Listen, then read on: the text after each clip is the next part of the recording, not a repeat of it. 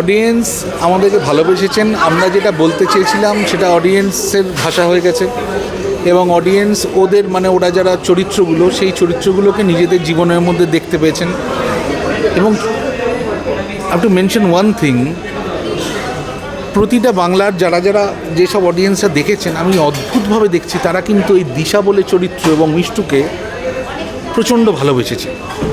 এবার তাহলে কি তাদের বাড়িতেও একটা করে দিশা রয়েছে, তাদের জীবনেও দেখা দিশা রয়েছে? এটা কিন্তু একটা খুব একটা ভাবনার জায়গা। যদি সেটা হয় যে তাদের প্রত্যেকের বাড়িতে একটা করে দিশা কিংবা তাদের প্রত্যেকের দেখা একটা দিশা রয়েছে, তাহলেই কিন্তু আমাদের ছবিটা ওয়ার্ক করলো। এবং সেখান থেকেই কিন্তু দিশাকে যে ভালোবেসে মানুষ যে কাঁদতে কাঁদতে বেরিয়েছে যে এই বাচ্চা মেয়েটাকে জড়িয়ে ধরছে, এটা আমার সিনেমার জয়, এটাই আমার সিনেমা। মানে আমি এই মুভিটা বা আমি 3-4 বার দেখা হয়ে গেছে, এসছি হলে। হ্যাঁ, তো যখনই বেরিয়েছে সবাই এটাই বলছে যে Disha character is very much relatable to their lifes. তো আমি দিশাকে জিজ্ঞেস করবো যে এই যে চরিত্রটা যে করেছো এবং এইটা করে কি তুমি ভেবেছিলে যে এরকমই আউটকাম হবে? প্রথম ছবি ছিল আমার, অবশ্যই ভেবেছিলাম যে যাতে কিছু ভালো হয়, তাই জন্য তো কাজটা করেছি। ওটাই একটা মাইন্ডে রেখে যেন লোকেদের আমার পছন্দ হয়, আমার চরিত্রটা পছন্দ হয়। কিন্তু এখন ওটা চেঞ্জ হয়ে গেছে।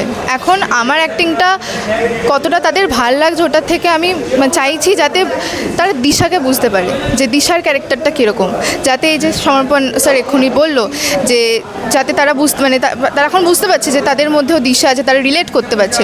এবার রিলেট করার পরে যে দিশার সাথে যে ঘটনাটা হয়েছিল সেটা যেন আর অন্য কোনো দিশার সাথে না হয়, সেটাই আমি আশা করব যে অডিয়েন্সরা সেটা দেখে বুঝুক, তাদের বাচ্চাদের তারা সময় দিক যাতে এই দিশা যে কাজ করেছিল সেটা যেন আর কাউকে দেখতে না হয়।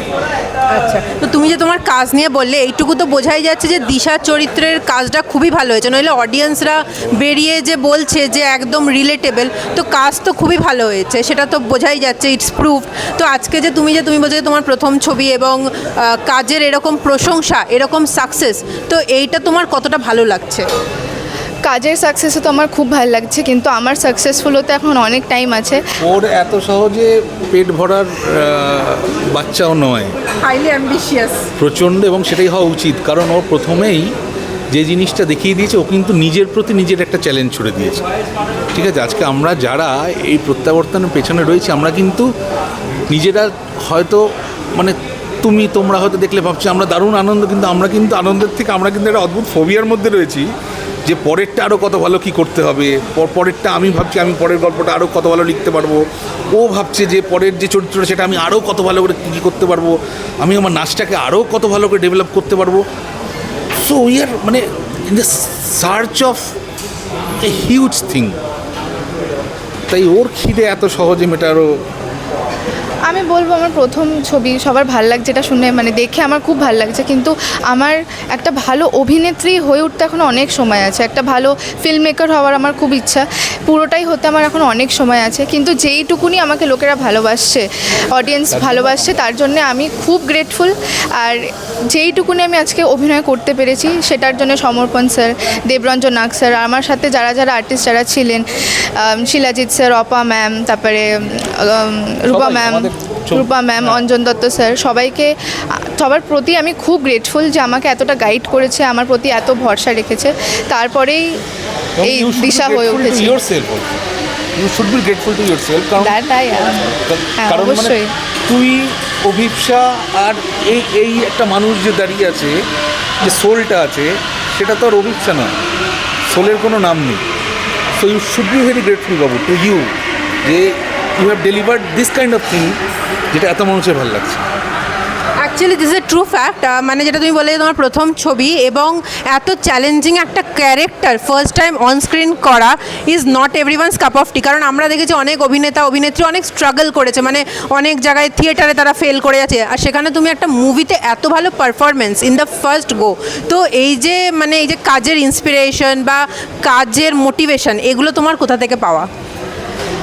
আমার বাবা মার কাছ থেকে পাওয়া, তারপরে সমর্পণ আঙ্কেলের কাছ থেকে পাওয়া। বাবা মা আসলে ওকে আমি একটু আটকাচ্ছি, ওর বাবা মা ওকে যেইভাবে ছোটোবেলা থেকে মানুষ করেছে, আমি তো বিগত 5-6 বছর ধরে ওদের দেখছি, এবং সেটাকে ও যেইভাবে নিজের মধ্যে নিজে চ্যানেলাইজ করেছে সেটাও একটা অদ্ভুত। এবার বাকিটাও বলবে, খালি এইটুকু আমি বলতাম। আচ্ছা, আমার বাবা মাই আমার মানে জন্য একটা বড় মোটিভেশন হয়ে গেছিলো, কারণ এই টাইমে না একটা র্যাট রেস চলে যে মেয়ে ছেলে ইদার ইঞ্জিনিয়ার হবে নাহলে ডক্টর হবে। তারপরে আমি হঠাৎ করে আমার মা বাবাকে বললাম যে আমার অ্যাক্টর হওয়ার ইচ্ছা, আমার ফিল্ম মেকার হওয়ার ইচ্ছা, আর তারা আমাকে পুরো ফুল সাপোর্ট দিয়েছে। তারা কখনো আমাকে কোয়েশ্চেন করেনি যে এখন এটা করা যাবে না বা এটা করলে রিস্ক আছে, কিছু করেনি। তো ওদের যে হাসিটা, ওদের মুখে যে স্মাইলটা, ওদের খুশি হওয়াটা, ওটা ভেবেই আমার মধ্যে অনেক মোটিভেশন এসে গেছিলো যে আমি যাই করবো আমার প্যারেন্টসদের ওই হাসিটার জন্য করবো, বিকজ সবার আগে ওরাই আমাকে বিলিভ করেছিল। আমি আরেকটা কোয়েশ্চেন করবো, মানে তুমি যে বললে ইটস ভেরি ইন্টারেস্টিং কোয়েশ্চেন। তো তুমি যেটা বলছো যে বাবা মারা সবসময় র্যাট রেসের জন্য they always want doctor, engineer, teacher, law, মানে যেই প্রফেশনে দেয়ার ইজ সার্টেনিটি। কিন্তু অ্যাক্টিং ফিল্ডে আমরা যেমনি মানে রূপা গাঙ্গুলি ম্যামকেও আমি বাইট নিয়েছিলাম, তখনও বলতে শুনি যে হিয়ার এভরিওয়ান ইজ ফ্রিল্যান্সার। তো এখানে তো এতটা আনসার্টেনিটি, তো তোমার বা তোমার প্যারেন্টসের কখনো চিন্তা হয়নি যে যদি পরে কাজ না পাই কি হবে? চিন্তা তো থাকে, কিন্তু সেলফ বিলিভ থাকলে ওই চিন্তাটাকে হারিয়ে দেয়। এটা তো সত্যি যে একজন অ্যাক্টর হওয়া ইজ ভেরি টাফ, কারণ হোয়াট ইউ সেড ওয়াজ মানে একদম রাইট। একটা ফ্রিল্যান্সার কাজ, এটা কোনো সার্টেনিটি নেই যে পরে কাজ পাবো কি পাবো না, but this is an art. এটা কোনো জব নয়, এটা কোনো 9 to 5 নয়। So you have to polish that art, you have to believe in that art and you have to keep going. তুমি যদি হাল ছেড়ে দাও তাহলে তো গল্পই শেষ। আচ্ছা, মানে ইউ আর কনফিডেন্ট অ্যান্ড তোমার এটা মানে অতটা রিস্কি লাগে? 16 years old, হ্যাঁ। 16 বছরের মেয়ের কাছ থেকে যখন এই কথাগুলো শুনি, বিশ্বাস করে সত্যি খুব ভালো লাগে যে এই জেনারেশনগুলো বড় হচ্ছে, এই জেনারেশনগুলো এগিয়ে আসবে, এই যে এরা ফিল্ম মেকার হবে, এটা আমাদের মানে that's why you are feeling proud যে মানে এই ধরনের মানুষই আসা উচিত। হোক না, ভালো, very nice. And this is also proved, মানে তোমার কথা শুনে যা লাগলো বা তোমার তো কাজ আমি বললাম 3-4 বার আমি মুভিটা দেখেছি, আই ওয়াজ অলসো ইমপ্রেসড। তো অনেস্টলি স্পিকিং তুমি তো মানে you will be an outstanding film maker, no doubt. তো তোমার মানে ফিল্ম মেকার হিসেবে তুমি কীরকম মুভিজে তোমার ইন্টারেস্ট আছে যে তুমি বানাতে চাইবে? আমি চাই এমন একটা মুভি যেটার সাথে অডিয়েন্স রিলেট করতে পারবে। এন্টারটেনিং মুভি তো সবাই বানায়, সবাই ফিকশনাল মুভি তো সবাই বানায়, বাট এমন একটা মুভি যেটা ক্যান ক্রিয়েট অ্যান অ্যাওয়ারনেস। কারণ আমাদের এখন তো অনেক সমস্যা হচ্ছে, করাপশন আছে, আমাদের কান্ট্রিতে করাপশন আছে, পভার্টি আছে, আমাদের কান্ট্রিতে অনেক সমস্যা আছে, and we have to raise awareness about that. তো এখন যেই টাইমে সবাই এখন এন্টারটেনমেন্ট নিয়ে মুভি বানাচ্ছে, লাভ স্টোরি বানাচ্ছে, আই এম নট সেইং যে কিছু ভুল, আমিও দেখি, সবাই দেখে, but it's time that we should raise awareness about social issues, about things that audience relate to. তো আমি ওগুলো নিয়ে আমার ইচ্ছা মুভি বানানোর। ওকে, আর এই মুভির যখন মানে স্ক্রিপ্ট তুমি দেখেছিলে তখন তোমার কেন মনে হয়েছিল you will be able to do it well? Because I related to that character. আমি যখন স্ক্রিপ্ট পড়ছিলাম আমি দিশার চরিত্রতে নিজেকেই দেখছিলাম, যে মানে আমি নিজেকেই দেখছিলাম যে ইটস অন্য কেউ হতে পারতো না। আমি এটা বাজেভাবে বলতে চাইছি না, বাট আমার মাথায় স্ক্রিপ্টটা পড়ার সময় আর অন্য কারোর মুখ আসেনি আমাকে ছাড়া। এখানে আমি একটু ইন্টারাপ্ট করে বলবো যে ও কিন্তু অডিশনে সিলেক্টেড হয়েছিল, মানে ও জানতো না প্রথমে যে মানে ওর কী চরিত্র বা কী স্ক্রিপ্ট। মানে ওকে আমরা মানে 4টে রাউন্ড না অডিশন, 4-5 বার তো 4-5টা রাউন্ড যাওয়ার পরে আমাদের মনে হয় যে না, অভিপ্সাকে নিয়ে, মিষ্টুকে নিয়ে আমরা দিশা দীপশিতাটা হতে পারে, এবং তারপর যখন স্ক্রিপ্টটা দেওয়া তারপর ও যেটা বললো সেটা। তোমারকে মানে আই উইল রিয়েলি অ্যাপ্রিসিয়েট, মানে এতগুলো চ্যালেঞ্জেস নিয়েছো, মানে অডিশন 4-5 রাউন্ড, মানে ভাবা যায় না, মানে টাফেস্ট। তারপরে এরকম একটা ক্যারেক্টারকে অনস্ক্রিন প্লে করেছো, মানে how did you do it? And তুমি আমাদের ইয়াং জেনারেশনকে কীভাবে গাইড করবে? কী করে করলাম বলতে আবার সেই প্যারেন্টসদের জন্যে, সমর্পণ আঙ্কেলের জন্যে, এদের ভরসা না থাকলে আমি আজকে কিছুই করতে পারতাম না। সাপোর্ট তো ধরো অন্য অ্যাক্টার্সরাও পাচ্ছে, বাট ইন ইয়োর কেস এত কম বয়সে এতগুলো লেভেলস অফ অডিশন, এত মানে গুরুত্বপূর্ণ একটা চরিত্র। জিল, আই থিঙ্ক জিল প্যাশন।